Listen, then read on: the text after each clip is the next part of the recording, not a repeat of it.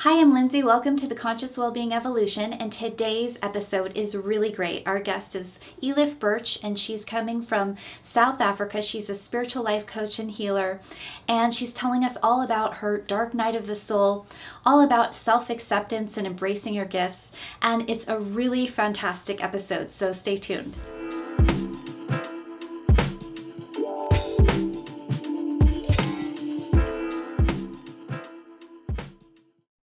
Hello, and welcome to the podcast, Conscious Wellbeing Evolution. My name is Lindsay, and today's guest is Elif Birch, and she is a multi-talented spiritual life coach and healer. She does everything from life coaching, energy healing, psychic readings, color and aromatherapy. She also has a great YouTube channel. She does a lot of tarot readings and astrology readings. So, Elif Birch, thank you for coming on.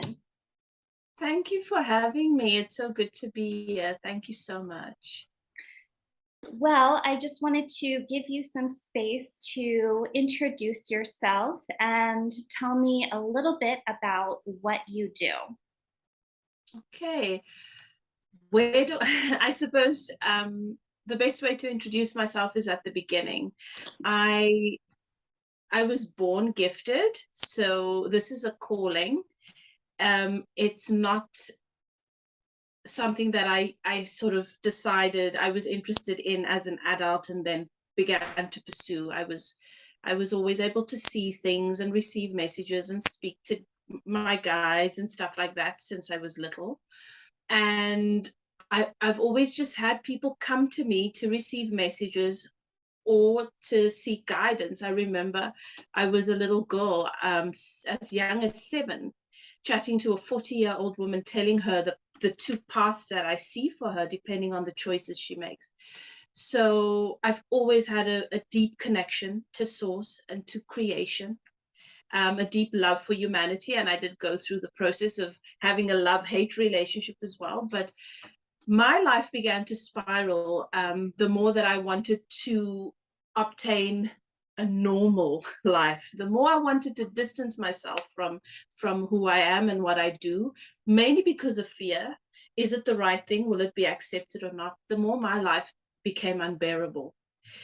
And I had to accept that this is who I am, and embracing the work that I do, whatever I channel. I am a medium. That's what I identify with most, because every client that I encounter, every person that I meet, what I share with them and the work that I do with them is very, very customized to their energy vibration, what their guides point out to me, and the communication between my guides and theirs.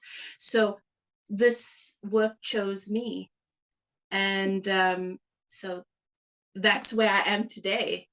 People have been coming to me all my life, and eventually I just accepted that this is who I am. And then more and more people began to come to me. I've never advertised my work, and now I do spiritual. I'm a guide and a spiritual coach full time, and I'm happy. I'm very, very happy, because embracing what I do, my calling, my work, has also been a part of my journey to embracing myself. And that is, in a nutshell, who I am and what I do. I guide people towards finding themselves, meeting their truth, their own authentic truth, which then equates to satisfaction, joy, clarity, happiness, which is why we've all come here and what we all deserve. And so that gives me a lot of joy. Yeah. Yeah, that's great. I wanted to ask you about how you got to this place, because you said that when you were young, you were gifted and you knew that you were gifted. And then you got to a place where it was kind of unbearable to try to be normal. And then once you accepted your gifts and who you were, things were much easier for you. Can you Mm. tell me a little bit more about that shift and Yeah. accepting yourself? Well, I have to say, I didn't think it was a gift initially. To me, it was normal. I was aware as a little girl that I'm able to see things and process life very different, uh, in a very different way to the people around me. I did feel like I didn't fit in. And the interesting thing is, even with my family, the tribe that I was born into, they just seemed so very, very different. And I felt like I didn't fit in. We didn't think the same. We didn't see life in the same way. So I was very aware that something was different about me, because I was able to see it was as if someone's life would roll out in front of me years in advance. And for them, they're in this moment and that's all they can see. And yet when I would speak to them, it would resonate with them. And I would sometimes sit there thinking, in my ego, my mind would say, you do know you're 7, right? And you're speaking to this person, this grown woman, and you're telling her all of these things. I didn't know where it was coming from, but I knew it felt right. And I would share that information in as delicate a way as possible. But once I was there having that conversation and I was channeling, that's what I understand I was doing now. At that time, I just thought, okay, I'm seeing this thing, I'm receiving this message. It feels right. I'm being prompted to share it. And they would listen. So obviously, I realized there was something bigger than me that was helping this person to hear and to receive and to resonate with what I'm saying in a loving, gentle way. And people would listen to me. The adults around me knew something was different. They knew something was different about me, and I knew something was different about me. It was never pushed against, but it was also not really fostered, because I come from a family that did not only struggle with extreme poverty and a lot of trauma, but were also very religious in their basis, even though they weren't living very religious lifestyles. That mental relationship with whatever's good is religious. So we don't quite know where to put this. And I suppose they just put it in whichever box felt comfortable for them. But the adults around me did know that I was different. The kids around me knew that I was different. And even though I didn't necessarily that I didn't necessarily say, look, this is who I am and this is what I do. I didn't feel that was necessary. I felt that whatever was coming through me for the person was so gentle and so loving and so kind, and had such a deep awareness of the beauty of whoever it was that I was speaking to. I just felt a sense of love that I knew it was right, and I would just share whatever came to me. So that's been my life. And when I went to school, I would see things in the kids. I could see if someone had something attached to them. I can see if someone has lost a loved one. And this was as a little girl. And in my own way, I'd ask. So because my foundation with my family was Christianity, I believed that the person I was speaking to was Jesus, and it felt to me like Jesus. That's the best identification I could make. Now, as an adult, when I speak, obviously, I know my guide said, it doesn't matter what you call me. It doesn't matter what you call source. We're all connected, and as long as it feels right to you, it doesn't matter what you call me. So my guides have never given me a name like many people have had that experience where their guides give them a name. My connection to source and everything that is connected to that is nameless. But as a little girl, I thought maybe this is Jesus, because it felt like that loving, gentle. And whenever I'd ask a question, I'd get an instant answer. I'd be shown, and I'd know that's the right thing. And then when I went to school, I started to see attachments, and I could see, I could feel people's trauma. I could feel what was going on with them. I could also hear what was happening in their heads when they'd have these conversations with these aspects of themselves that felt disconnected, like an entity. And I would say, I remember there was a girl that I was at school with, and I'd say to her, I know that he's speaking to you, and this is what he's saying, and that's how he looks, and this is and that. And her eyes were this big, and I said, it's not your truth. It's not the truth. So I had these experiences, but I was raised in extreme poverty and with a lot of trauma, and there was a lot of fear around me. You know, the adults embodied that. The collective around me embodied a lot of fear and struggle. And so for me, I was a little bit careful and unsure. Am I right? Am I doing the right thing? And then I speak to my guide, and my guide would reassure me, no, you're doing the right thing. But there was no one I could speak to, no one that could sort of say to me, this is normal, this is what's happening. I had my connection to source and my guides that would let me know you're in the right place.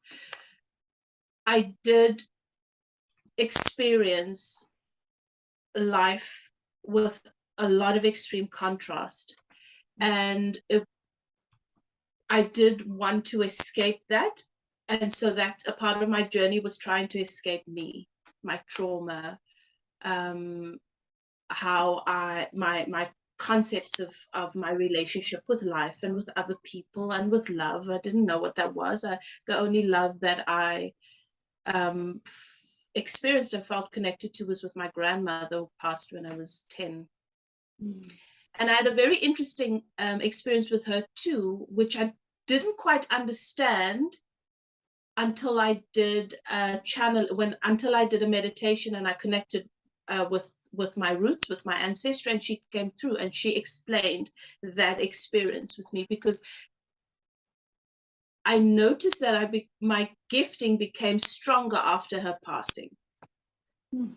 I sort of tried to go back and think about how things went. So I do come from, I mean, I can see the different types of gifting on both sides of my family, because obviously as you go through life you try and understand, where does this come from, and why is it so natural to me, and how come I just know what to do, and you know, so I just wanted to be happy, you know, as I grew up, and I left that life behind. I was only adopted when I was 15. My paternal uncle, sorry, and his wife adopted me. And then I had a normal life. But by that time, that didn't feel normal. So I've been running from, I ran from myself most of my life to get to a place where I can feel happy and feel that I have stability and I have a sense of home, because I didn't feel like this planet was home, and I didn't feel like the family I was born into was home, and the community that I loved and I was wanting to help, I didn't feel like nobody understood me. Everybody looked at me like I was offering, I had something great to offer, but didn't really understand. And then there was all the trauma. So I spent my life, my early adult life, determined to escape all of that and to find a place where I can have peace. And it makes me think of the book The Alchemist by Paulo Coelho, because I really ran. I was like a gypsy. I'd moved to a different city, start a new job. I did that until a couple of years ago with my 2 kids by myself. I would just completely run from an entire city and start over, until I came to the point where I realized that everything that I'm searching for is within me.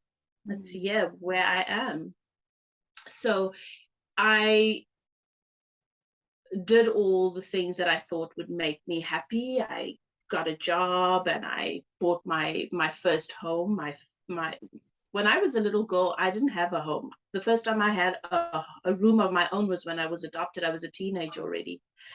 And I bought my first home when I was 22. That was a great achievement for me. But I also got married when I was 19 because I wanted my own family. I wanted something that was my own. Yeah. So I got lost in this world trying to obtain whatever happiness and peace should look like, and whatever acceptance should look like, when really it was my own acceptance that I was searching for. Acceptance from myself. But throughout it, I went into the beauty industry. I was a nail technician and a beauty therapist, massage therapist for a long time. And clients would come to me and they'd come for their nails, but they were really not coming for that. They were coming for a message.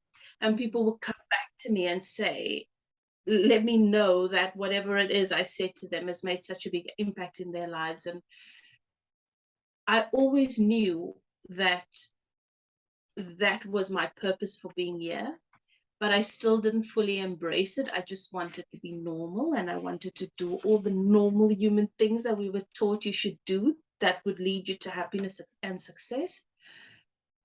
And then I lost everything.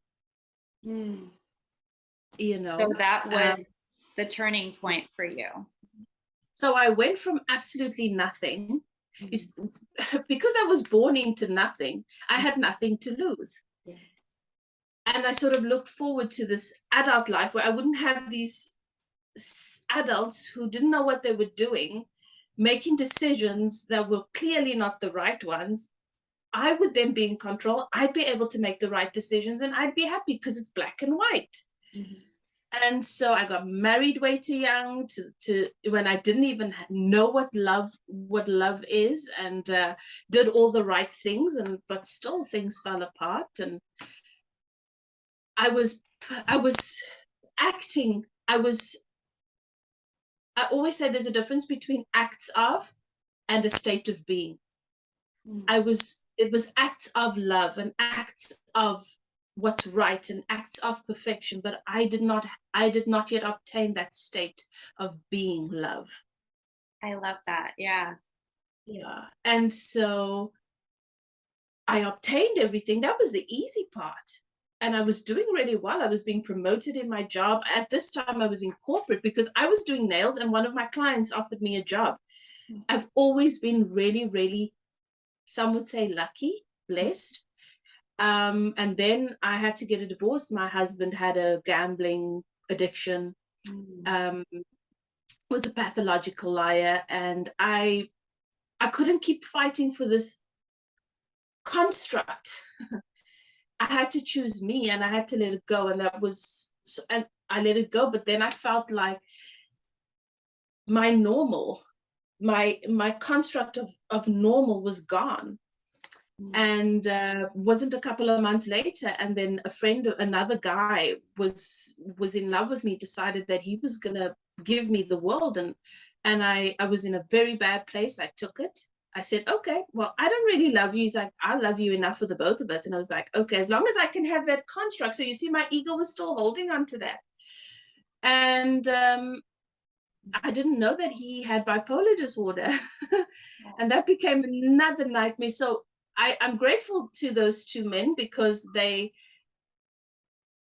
are two of the biggest mistakes I've made, but they're also two of the best things that have happened to me, because they helped me to break wide open and to see that what I was running from was not my childhood, was not my messed up family, was not all of that. It was myself. And I slowly began to realize and see reality in a more authentic way, because I started to slow down. I was forced to, because after that, there was this 10-year period of a dark night of the soul. Wow. Very extended period. Yes, very extended. I was a single mom with 2 kids. I remember that when I was at work, I'm high functioning. So I was meeting clients who when I channel, that's my alignment. Doesn't matter what's happening in my life. If I'm in a place where I'm bringing guidance and bringing love and bringing those messages, that clicks me right into place. So that will keep me going. But on the weekend, when I wasn't at work, I couldn't get out of bed. My anxiety was so bad And it was this combination of depression and anxiety. For many of us who have been through a dark night of the soul, you just feel like you're losing your mind. I had these small kids who needed me, and I couldn't get out of bed. And the one day I decided, I've got to do something about this. And I just got this voice saying to me, write a letter to yourself. And I went to sit down and I wrote a letter to the person that is me. But I was very aware that I'm writing it as if it's another person. So there was this instant awareness that there's a disconnect. And when I read that letter back to myself, I felt really sad for that woman.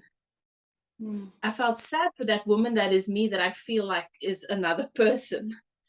And I realized that I was my perspective of her was very unfair. She was the woman that I did not want to be. She was everything that I did not want to be, that I spent my life trying to avoid. And that's when I realized I've got to learn to love her, and I've got to be kinder to her, because she's the one person that's always been with me. And I'm being very unfair just because she doesn't fit that construct, just because. And that's when my journey with me began. And that's when my life began to change. Different things came up. I've actually written a book that I'm yet to publish because there's so much in my story. I don't want to take too much of your time. Oh, it's so interesting. Yeah. Otherwise I could go on and on. But I mean, when I was pregnant with my son at 7 months, I tried to commit suicide. I had this love affair with death that had gone on since I was little. I was always 1 foot here and 1 foot on the other side. I was always sort of here, but it was painful for me to be here, so I wanted to leave. And on that day when I wrote that letter, it was the beginning of, as I say, 10 years. And in those 10 years, there's so much, there's a lot there. Yeah. But it took me a long time, and I thought something was wrong with me. But towards the end of it, I started to meet people who were like me. And I suppose it was because I was at a place where I was willing to have those conversations. And they started to tell me, I'm meeting you for a reason. I'm meeting you because I have this message to bring you. Or I remember I met a woman. She came to have her nails done with me, and she said to me, you're incredibly gifted and you're a healer. And I know right now you're not open to talking to me, but when you're ready to, you've got my number. I've got some things to tell you. And then I met another gentleman who said I thought I was cursed. Something must be terribly wrong with my life. You know, I was stuck in that mirror realm, that shadow realm, where everything I saw was just sort of 10 times worse than what it is. But it was obviously all my shadows. It was my good that's being reflected back, and it was my own fears and my own shadows. So I met this man, and I thought the conversation we were going to have was about that. And he looked at me and he smiled. He said, nobody can do anything to you. You're untouchable. He says, do you know why we're meeting today? Because of who you are, because of your gift. You are, yeah. And the things he told me, he says, the only reason why your life feels the way that it does is because you don't yet fully embrace and know who you are. Nothing bad or negative can touch you. You're so loved, and you're so guided, and you're so protected. And he said to me, and because he was communicating, and he was giving me all these messages that they were saying, and one of it was, he says, you're a healer. You don't even have to be in the same room with someone. And at that time, I couldn't fully understand what he was saying. I thought, how can you not be in the same room? I mean, it didn't make sense to me. He says, you will be healing people that are not even in the same country as you. And you won't have to find them. They will come and find you. And it's true. I live that life now. And I know that I'm not the one healing. I'm just the vessel. But at that time, it seemed very strange, the things that he was saying to me, because I was sure something's wrong. Something's wrong with this world. Something's wrong with me. Something's broken. And if it can't be fixed, I need to leave because this is painful. But there was this other part of me that knew that knew the truth. And so it was a lengthy process and it was a slow journey, but that's the beautiful thing about Source. There's nothing but time. We're in a hurry to get where we want to go. But whether you let it in today or whether you let it in next year or in the next 10 years, it's going to be worth it. And even when I was a little girl in a great big mess, I was still able to do what I came here to do. And even when I was lost, I was still able to do what I came here to do, because it doesn't matter how broken we think we are, and it doesn't matter how lost we think we are, we're always in the right place. Love and that stream of well-being is always there. And I think that's the difference, because with religion, I was sort of taught that if you're not over there in the right place, then you're in a very bad, dark place. Yeah. And the good things can't come with you if you're in a dark place. But I learned the truth slowly and in time. And now I feel so much love and so much appreciation, knowing that it didn't matter where I was.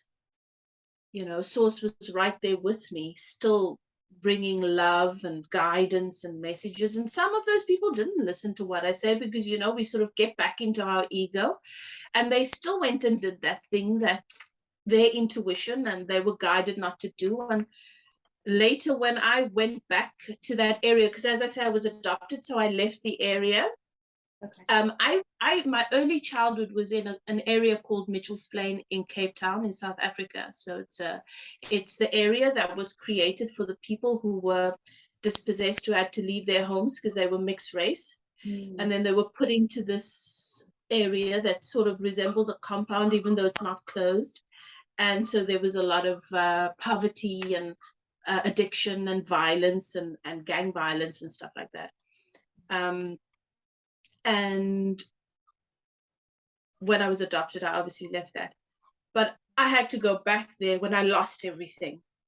And that was a big thing, because I didn't want to go back there. That was the last thing I wanted to do, but it was the best thing that could have happened to me. And when I did go back, I was reminded of the messages that I gave some people, and that the woman I was referring to earlier on, when I was 7, and she was about 40 when I told her, I know this is happening in your life, and these are the two paths I see. And if you take this one, if you do this particular thing, which is what I know you feel tempted to do, you're going to end up in prison. Wow. And when I went back later, this was I was an adult. I heard from people who knew her that she ended up in prison. Wow. Yeah. So does that often happen when you give advice? Like, what percentage of people are open to receiving it? So Spirit doesn't. So when I meet someone and I get the prompting to share something, normally the person will speak to me, because that's what happens. They'll tell me, they'll talk to me, and it's an interesting thing, because even though I'm a stranger most of the time, they feel a sense of comfort, and I think that's Spirit. And then I'll just feel like saying something, or I'll get a message and I'll say it to them. And sometimes I'd hear myself and I'll be like, oh my God, this person's going to think, what the hell was this, you know? But the funny thing is, they never respond to me in that way. Maybe when they leave, they think, did that just happen? Did she just say that to me? This is crazy. This is weird. But I've had many people come back to me and say, and many people don't come back and say, but then in that case, because I knew the community that knew her, an aunt of mine told me what had happened to her. And then I remembered, oh my goodness, that's what Spirit, at that time I thought that's what God is, that's what Source wanted me to tell her. I wanted to ask you more about the different modalities and services that you offer in your business. I know you do life coaching, spiritual life coaching, readings, aroma color therapy. I'd love to hear more about those. Okay. So yes, I do coaching. Because as I said to you earlier on, I feel that this is not a one size fits all. We're on a journey and we're at different places in our journey. And I like to meet every individual that is sent into my experience by their guides and guided by mine. I like to meet them where they are because I feel that is the way that I can serve their journey in the best possible way.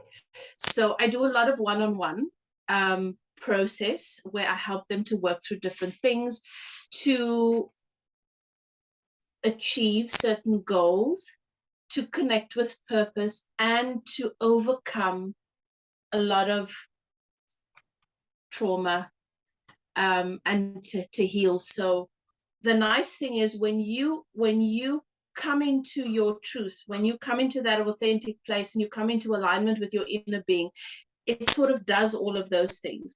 But from session to session, I just see wherever my clients are and I guide them. And I always have spirit in my ear letting me know what it is I need to share with them, where it is I need to guide them. So I'm not doing any of this on my own. I don't have a set way a set guide that I follow and you've got to sort of go with me where I want to take you. No, I honor your journey and I go where you are. I trust my guides and your guides and where, you know, your journey. I respect your process and your journey. So that's why I do a lot of one-on-one. I also do workshops where I focus on specific subjects pertaining to healing, helping people to connect with the different ways of healing.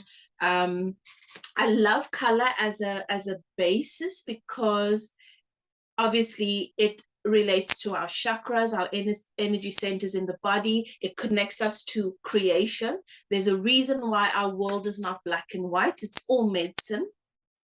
And it goes back to our food. So you don't have to be you don't have to go and do any special course to learn how to heal. You're doing it every day in the way you decorate your home, in your cooking, when you prepare a meal. So I like to teach people to be conscious about how the energy they hold active and their intention and their focus when they're preparing meals, and to understand what they've brought together to help their family to heal or to support their loved ones.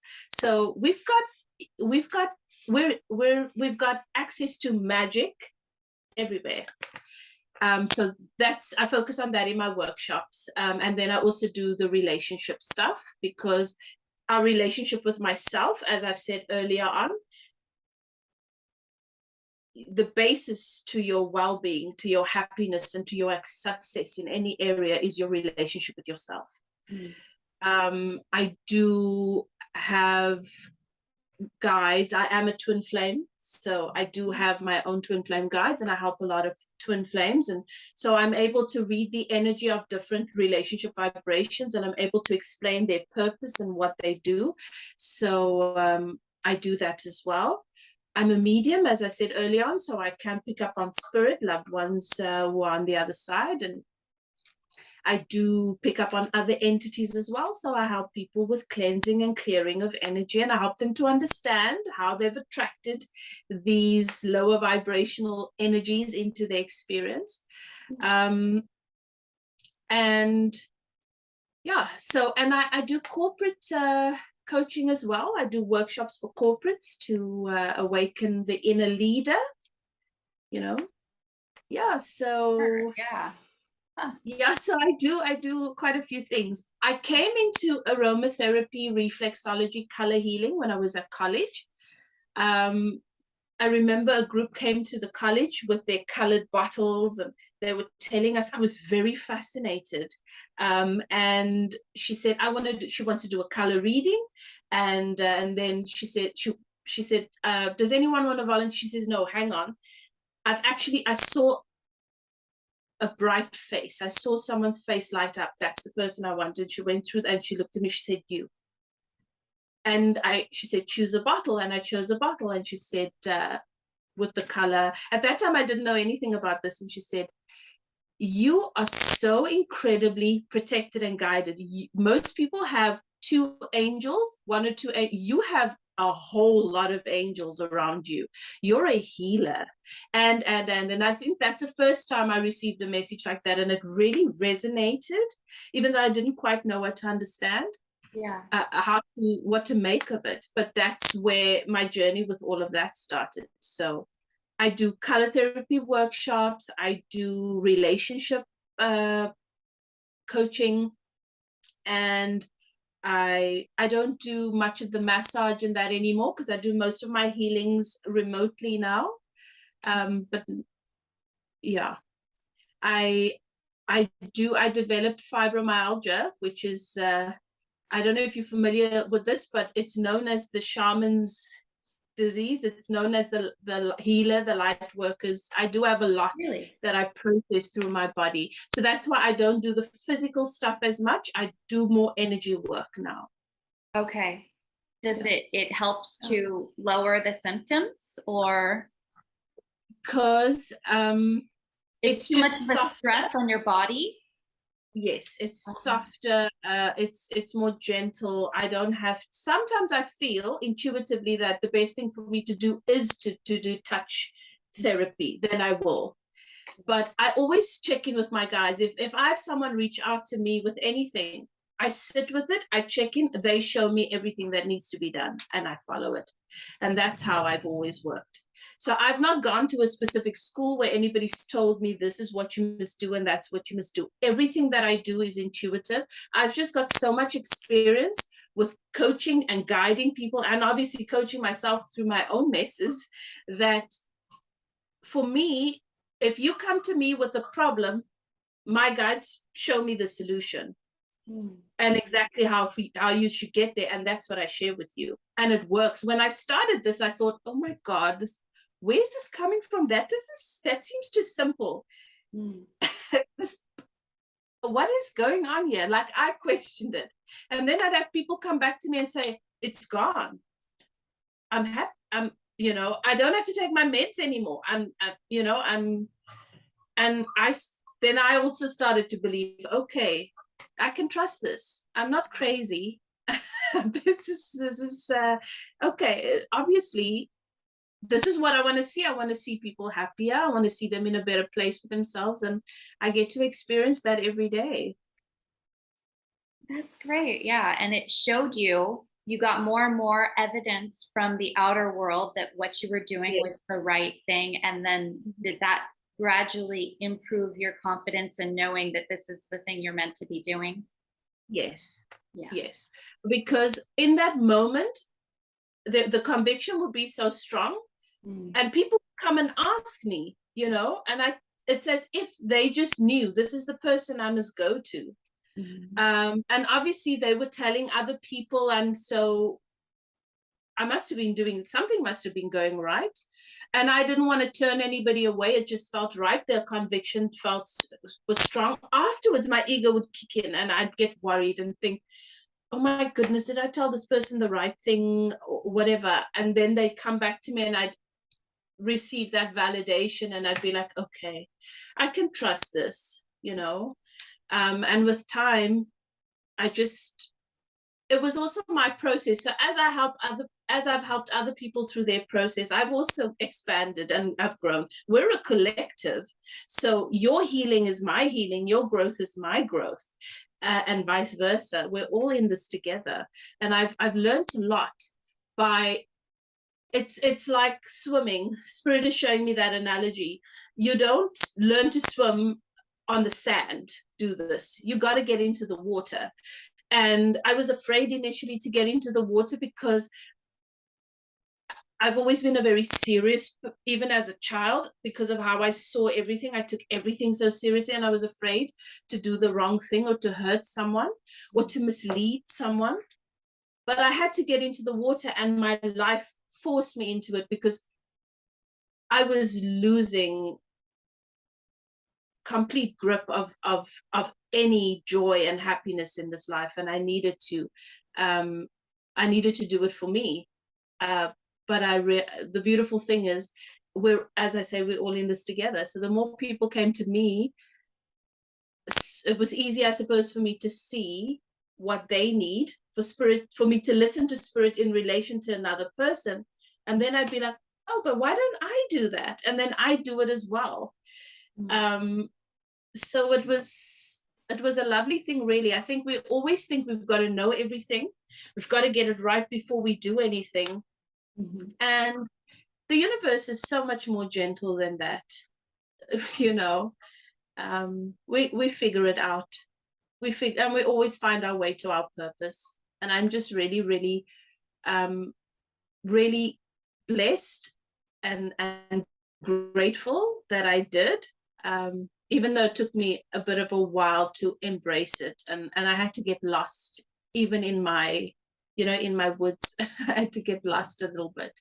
I found lots of beautiful medicine there, and so I'm always in that space. When I meet someone, I understand they're coming to bring me something, and I'm going to share something with them. And so every time someone comes into my life and I help them to awaken or to heal or to grow, I know that I'm also benefiting from that. So it's a really beautiful way to live. It's a beautiful gift. And my physical body sometimes being challenged by it is a small price to pay. It's a small price to pay. Yeah. That's beautiful. Do you have any products that you're launching? Where are you taking your business in the future? What can we expect from you? Do you have something you're working on?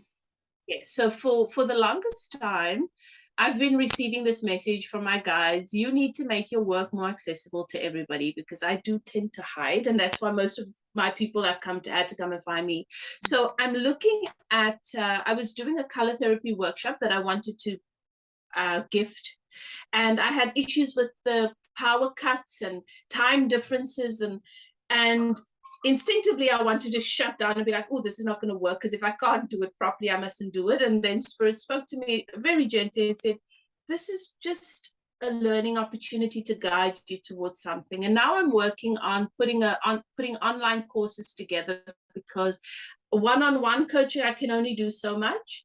But if I make my teachings accessible to more people, where they can have access to it in their own time, in the convenience of their own home, then it just makes it easier. And then, of course, if they do want to touch base and have a session with me, they can do that if they have any other questions that come up for them through the process.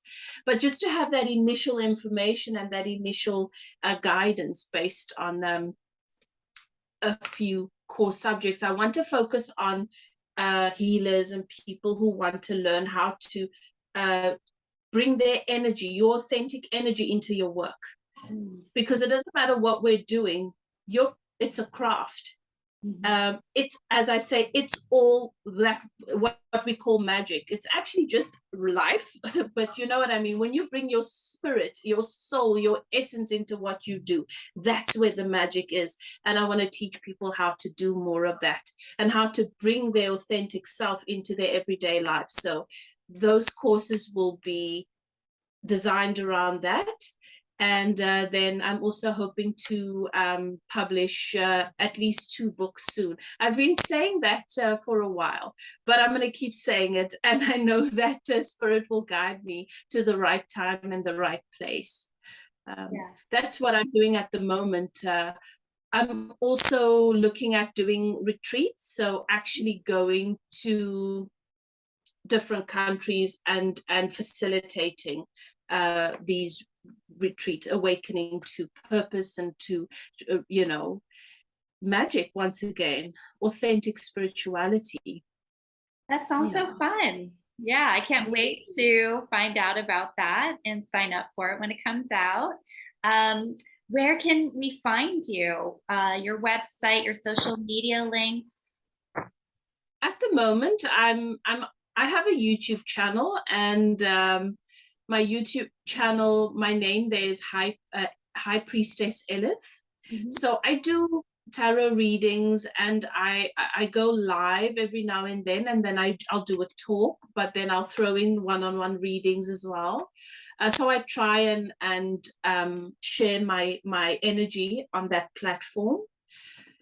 I also do, as I say, a couple of talks there every now and then. I'm on Instagram, so I try and post a little video there, some insight and whatever spirit guides me towards. And my Instagram handle is Evolve with Elif. And then I have a Facebook page. Yeah, my Facebook page has been around. The previous one I had was around for a really long time, but you know, these hackers are very busy. I don't know if they work. Yeah, they work overtime. I got a strange message, and my intuition was just like, someone's trying to get into your account, and so I shut it down. Yeah.